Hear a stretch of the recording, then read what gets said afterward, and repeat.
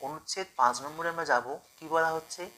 Chore উবাচ রে রে ঘাত পুরুষাহা ত্রয়শ্চৌরা ইউষ্মাভির হতা এব রাজা গয়া। অর্থাৎ বলছে কি, যে চোর বলছে, ওহে ঘাতক পুরুষগণ, তোমরা রাজার আদেশ অনুযায়ী 3জন চোরকে তো বধ করে ফেলেছো, তাই না?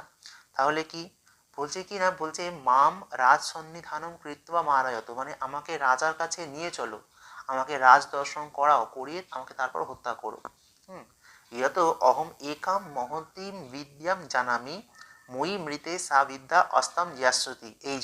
এই যে লাইনটা যেটা বলা হচ্ছে এখানে, কিন্তু তার আস্তে আস্তে কিন্তু বুদ্ধিমত্তা সে পরিচয় দিচ্ছে। বলছে ইয়ত অহম একাম মহতীম বিদ্যাম জানামি মই মৃতে সা বিদ্যা অস্তাম ইয়াস্যতি। অর্থাৎ এই অর্থটা কি? বলছে যে কারণ আমি একটি উৎকৃষ্ট প্রকার বিদ্যা জানি, মহতী বিদ্যা, একটা মানে উৎকৃষ্ট বিদ্যা আমি জানি, মই মৃতে, যদি আমাকে মানে বধ করে ফেলা হয় তাহলে সেই বিদ্যাটা এই এই জগৎ থেকে সেটা কি হবে? লুপ্ত হয়ে যাবে। অস্তম যাস্যতি, লুপ্ত হয়ে যাবে। অতএব কি বলছে, রাজা তু তাম বিদ্যাম গৃহীত্বা মাম মারয়তু, অর্থাৎ রাজা মানে মহারাজ আমাকে সেটা সেই বিদ্যাটা গ্রহণ করুক, তারপর আমাকে হত্যা করুক। তেন বিদ্যা মর্তলোকে তিষ্ঠতু, এই যে বিদ্যা যেটা রয়েছে এটা মর্তলোক মানে আমাদের এই মর্তলোকে, সেটা বিরাজ করুক। এটা হচ্ছে কে? এটা হচ্ছে উপস্থিত বুদ্ধির পরিচয় দিচ্ছে কিন্তু কে? আমাদের এই চোরটি। আচ্ছা, তারপর কি আসছে না, অনুচ্ছেদ 6 বলছে ঘাতকা উঁচুহু। এই যে বলছে উঁচুহু, ঘাতকা উঁচুহু মানে কি না, ঘাতক পুরুষগণ হচ্ছে কি করছে না, বলছে এই যে উঁচুহু পদটি বলছি, এটি ওকে আমরা বলতে পারি উক্তবান। বস ধাতু প্লাস তবত প্রত্যয় উক্তবান মানে অতীতকাল অর্থে প্রয়োগ করা হয়, ঠিক আছে? হ্যাঁ, তো এই উঁচুহু পদটা হচ্ছে বস ধাতু প্লাস লিট লকার, লিট উস, বস ধাতু প্লাস লিট লকার উস, এরকম প্রয়োগ করা হয়। তাহলে উসে উ থাকে, তাই উঁচুহু মানে কি ঘাতক পুরুষগণ বলছে। কি বলছে? বলছে যে রে চৌর পাপ পুরুষাধম, বলছে ওরে চোর নিকৃষ্ট নরাধম, চুরি করেছে তাকে, তাকে অধম বলতেই হবে। তাহলে রে চোর, রে মানে কি ধিক জানাচ্ছে তাকে, রে এটা হচ্ছে একটা অব্যয়, রে, রে কথা অর্থ হচ্ছে ধিক, ধিক জানাচ্ছি তাকে আমরা।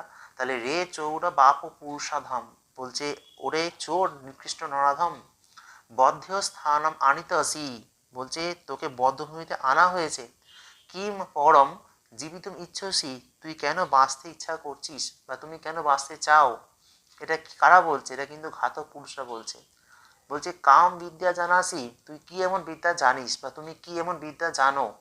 আচ্ছা, কথম বা তব অধমস্য বিদ্যা ভূপালেন গ্রহিতব্যা, বলছে তোমার মতো এই অধম ব্যক্তির বিদ্যা রাজা বা মহারাজ কেনই বা গ্রহণ করবেন, তাই না?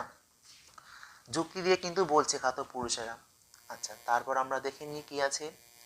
অনুচ্ছেদ 7 নম্বরে বলা হচ্ছে চৌর উবাচ, মানে চোরটি বললেন, কি বললেন? বলছে রে ঘাতকাহা কিম ব্রুতঃ, বলছে রে ঘাতকা মানে চোর বললো, ওহে ঘাতকগণ কি বলছো, রাজকার্যম বাধম করছুম ইচ্ছাতা, রাজকার্যম বাধম, রাজকার্য বাধম করতুম ইচ্ছাতা, বলছে কি তুমি রাজকার্যে বাধা সৃষ্টি করতে চাইছো তোমরা। যদি যাজ্ঞা জ্ঞাতব্যা বিদ্যা, বলছে যদি রাজা এই বিদ্যা জানতে পারেন, তদা অবশ্যম গ্রহীতব্যা মহতি ইয়ম বিদ্যা, মহতীয়ম, এখানে কিন্তু আবার বৃদ্ধি সন্ধি হয়েছে, মহতি যোগ ইয়ম, মহতীয়ম বিদ্যা। অর্থাৎ বলছে যদি রাজা জানতে পারেন, তাহলে সেক্ষেত্রে কি হবে, তিনি কিন্তু এই অবশ্যই উৎকৃষ্ট বিদ্যা কিন্তু গ্রহণ করবেন। কিঞ্চ বিদ্যা বার্তা কথকেভ্য ইষ্মাভ্যাম প্রসাদः কর্তব্যः, অর্থাৎ আর এই বিদ্যার সংবাদদানকারী তোমাদের কিন্তু পুরস্কৃত করবেন। ঠিক আছে, তাহলে এই পর্যন্ত থাকুক আজকে অনুচ্ছেদ 7 নম্বর। তো আশা করি তোমরা বিষয়টি আস্তে আস্তে বুঝতে পেরেছো। আমি পরবর্তী ভিডিওর মাধ্যমে যে বাকি অনুচ্ছেদটুকু রয়েছে আমি সেটুকু পড়াবো। আচ্ছা, আমি এখান থেকে কয়েকটা টার্ম বলছি যেগুলো খুব ইম্পর্টেন্ট। যেমন এইখানটা যদি বলি যে আমাদের এই প্রত্যাসন্নপি মরণে রক্ষপায় বিধীয়তে উপায়ে সফলে রক্ষা, নিষ্ফলে নাধিকম মৃতেহে, অর্থাৎ কি যদি আমাদের মৃত্যু আসন্ন হয় বা নিশ্চিত হয়, ঠিক আছে, সেখানটায় বলছে কি আমাদের তার থেকে বেঁচে ফেরার জন্য চেষ্টা করা উচিত, এটা বলা হয়েছে। আর যদি উপায় সফল হয়ে যায় তাহলে আমরা অবশ্যই বেঁচে যাব, সেটা খুব ভালো। আর যদি সেটা নিষ্ফল হয় তাহলে তো মৃত্যুর অধিক তো কিছু নেই, এটাই বলা হচ্ছে। এইটা হচ্ছে আমাদের এই গল্পে কিন্তু নীতি কথা। আচ্ছা, এবং এছাড়াও আরেকটি বলা হয়েছে যে অপি যা ব্যাধিনা পীড্যমানপি, যে ব্যক্তি ব্যাধি বা রোগের দ্বারা আক্রান্ত হয়েছে, আচ্ছা, অথবা মারিয়মানপি ভুভুজা, মানে মুমূর্ষ ব্যক্তির কথা বলা হচ্ছে, যিনি হয়তো আর বেশি দিন বাঁচবেন না, সেরম ব্যক্তি। এবং মারিয়মানপি ভুভুজা অর্থাৎ রাজা কর্তৃক, ভুভুজা মানে কি, হ্যাঁ, নৃপতি না, তাহলে সেই রাজ কর্তৃক মানে দণ্ডপ্রাপ্ত হয়েছে এমন ব্যক্তি, প্রত্যায়াতি ইয়ম দ্বারা প্রতিকার পর নরহ, অর্থাৎ এই অর্থটা কি না, রাজ কর্তৃক মানে বা রাজা কর্তৃক দণ্ডপ্রাপ্ত হয়েছে এমন ব্যক্তিও সঠিকভাবে মানে বুদ্ধিভাবে উপস্থিত বুদ্ধি দিয়ে কাজে লাগিয়ে সেও কিন্তু ওই যে মানে জমের দ্বার বা জমের দুয়ার থেকে কিন্তু ফিরে আসতে পারে, অর্থাৎ মৃত্যুর মুখ থেকে কিন্তু ফিরে আসতে পারে। অর্থাৎ আমরা এই গল্প থেকে এইটুকু মানে একটা নীতি কথা জানতে পেলাম যে যখন বিপদ আমাদের আসন্ন হয় তখন মাথা ঠান্ডা রেখে উপস্থিত বুদ্ধি প্রয়োগ করে সেই বিপদ থেকে আমাদের বেরিয়ে আসা উচিত, তাই তো? তাহলে সবগুলো ঠিক থাকবে। তো আশা করছি তোমরা সকলে উপকৃত হয়েছো এই ক্লাসটি দেখে। তো এর পরবর্তীকালে আমি আবার নেক্সট পার্টের ভিডিও নিয়ে আসছি খুব শীঘ্রই। তোমরা এই সংস্কৃত লাভার্স চ্যানেলটি সাবস্ক্রাইব করে পাশে থাকবে।